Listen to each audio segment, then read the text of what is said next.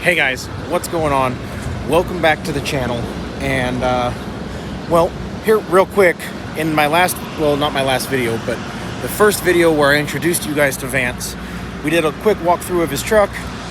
Got a few complaints that it was dark, so let's do a real quick down and dirty, just your flatbed. No, it's dirty. Yeah, they're work trucks.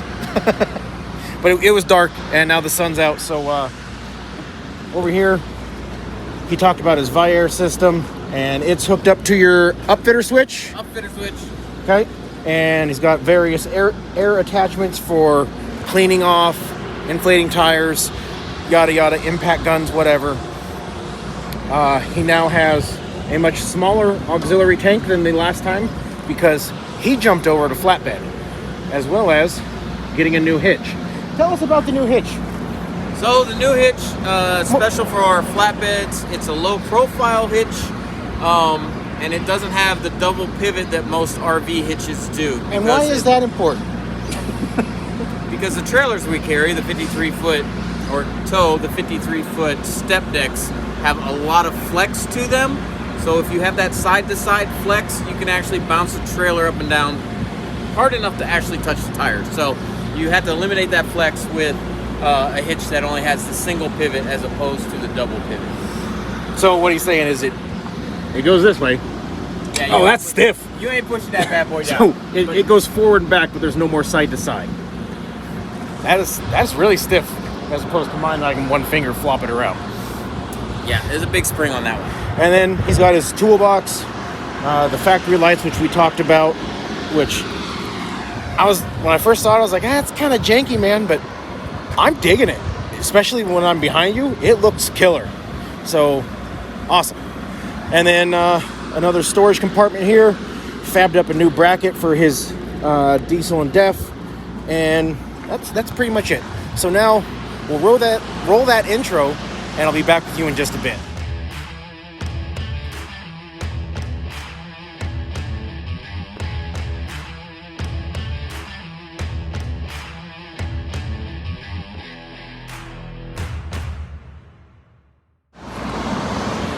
All right, we're back. I don't know which intro I gave. I don't know if that's the new one or the old one that's a minute long. Again, the new one, like I promised, is going to be much shorter. It was brought to my attention. This is not here when he has the trailer on. It actually attaches to the trailer. He took it off for this trip because we're running those cell towers. Those of you that follow me on Instagram, you saw that. I don't know if I'll be able to get any video of that because I didn't record anything on the way down there. Because, like I said, I'm just kind of out of content. So, for those of you that want me to just keep doing, like I got told, redo your old content. No. I said I'm not going to just make video for the sake of making video. And you guys that were saying, give us an update on the industry. Well, that is a great idea. I like that. But the issue is, once that video is a month old, now it's outdated information. And I'm either misinforming people or I have a completely useless video.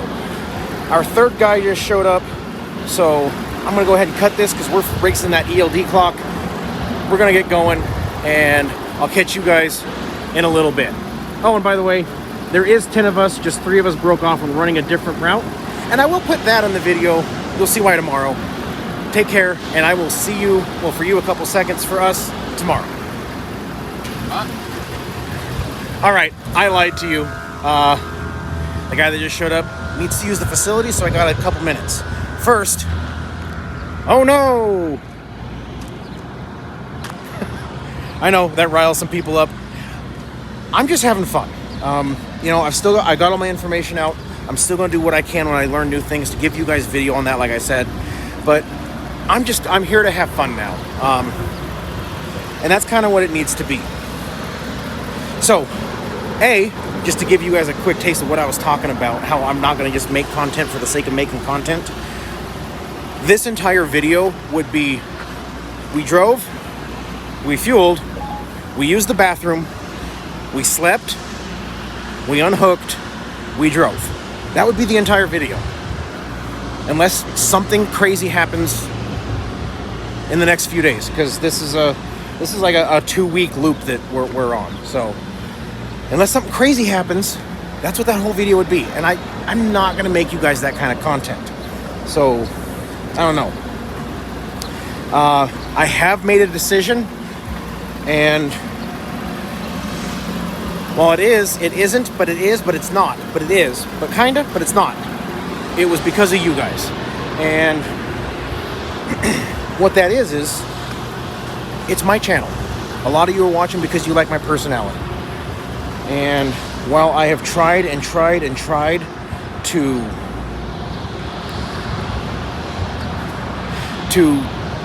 get your guys' input, make the videos that you say you want, or do think, the changes in the channel or the way you want them to be. It was brought to my attention, and I don't know how I didn't ever realize this before, but you're never going to make everyone happy. I'm always going to piss some of you off. So I think that what I need to do is make this my channel. I'm leaving all of my information up. I've said it 100 times, and I will. I'm not taking any videos down. All of my information is there. It's going to stay there. And I don't know. There's going to be new stuff. I'm sure new stuff will happen. But we are having suburban content in here.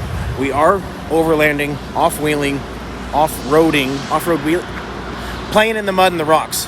That's happening. The camping trips, that's happening. Exploration, that's happening. And you know what? Some motorcycle stuff.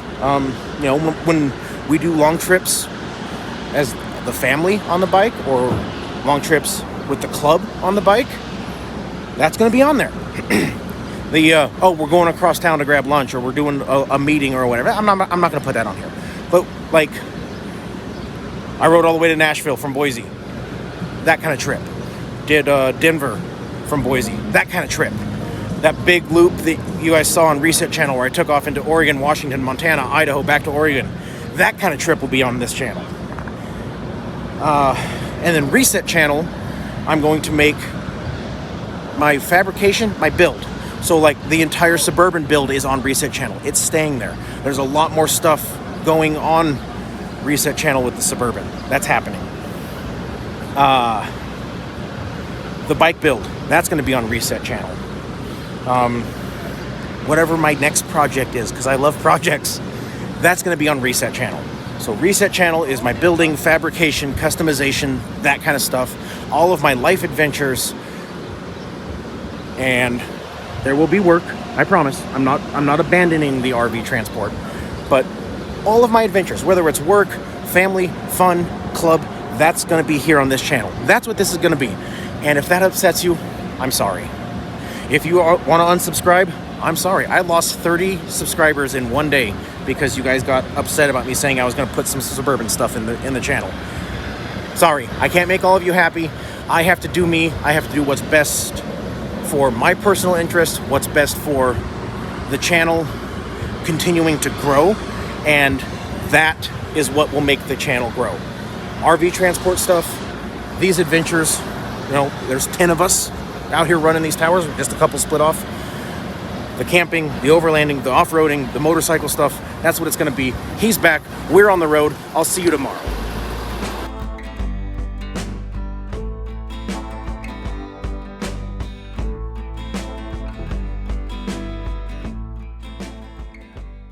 All right. So, I said I was going to show you why this trip got interesting. Well, as you saw in the pictures, we had a little issue. When I left Boise, I had 5:30 seconds of tread, which I figured was plenty to get down to Texas and back. If you've been doing this a while, you know that makes sense. It's, 3,500 miles? Should have been fine. However, yesterday, I was down to 2:30 seconds, and by the end of the day, which was about 130 miles down the road, I was not as good. And what had happened was, obviously this is not my tire, but this seam had let go. It hadn't separated, so it was still holding air, but it had bubbled, which made me think that the cords inside had released from the... Anyway, yeah, they're bad. So, as you saw,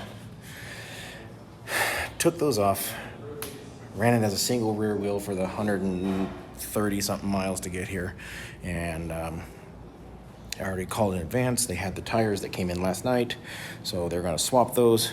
We'll get back on the road and link up with everyone else, and I'll see you later. All right, so she's got new shoes. Obviously, as you guys saw in the live from last night, me and Vance picked up our units, and we're on the road. So, here we are. I don't know how long this video is. I'm still trying to get that new intro done. I'm just about done editing it. I'm trying to get it in time to put it into this video. We'll see how it works. But anyway, even this video with,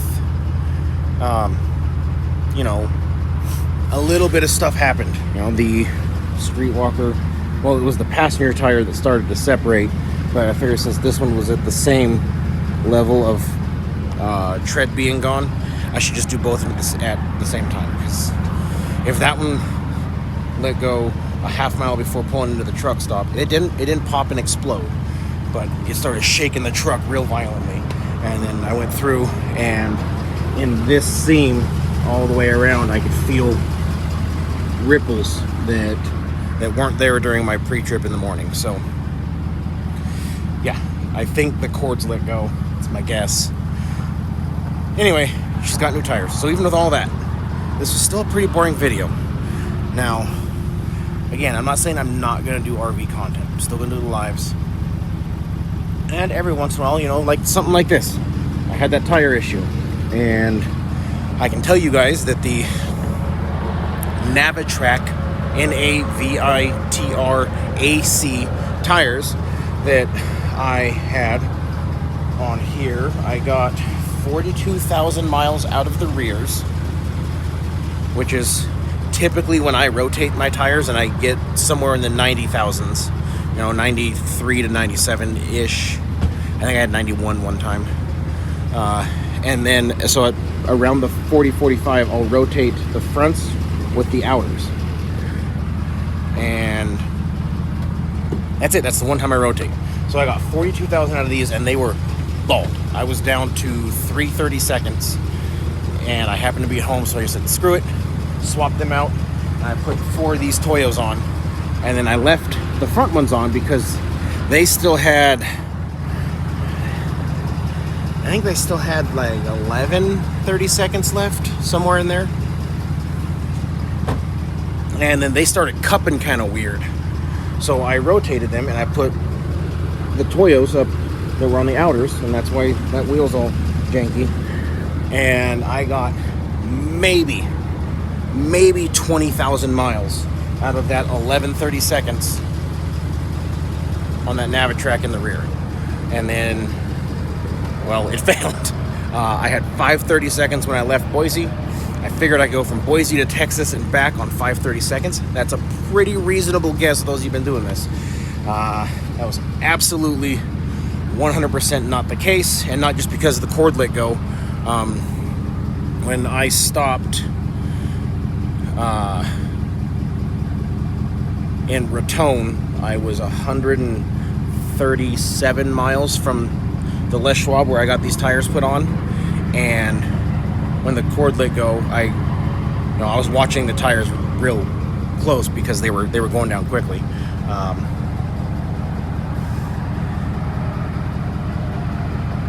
I was checking with the depth gauge every morning, every night, I'm sorry, morning or night. Before every 11 hours drive period, I checked. And in Raton, at 137 miles away, they had become just a hair under 230 seconds. Now, that's fine, because I looked through the FMCSA book, and there's nothing in there that says that if you're a dual, you have to have all of your wheels. Now, that being said, don't take that information and run, because if you take your outers off, your gross axle weight rating is shot, and I'm certain DOT will nail you for that. On top of that, these tires have a load rating. So if you were to take that off, you're essentially losing half of your load rating, right? Right. So don't go hauling like that. But if you're in the situation I was, where it was absolutely far more dangerous to try and drive those tires down the road, and it was only 130 miles, I don't know, I'd do it. Anyway, that's going to do it for this video. Nothing real exciting, but there was a little bit of something for you. So I'm going to take off because we're just about to hit the road. So as always, those of you out on the roads, I wish you fair winds and following seas. Take care and have a great day.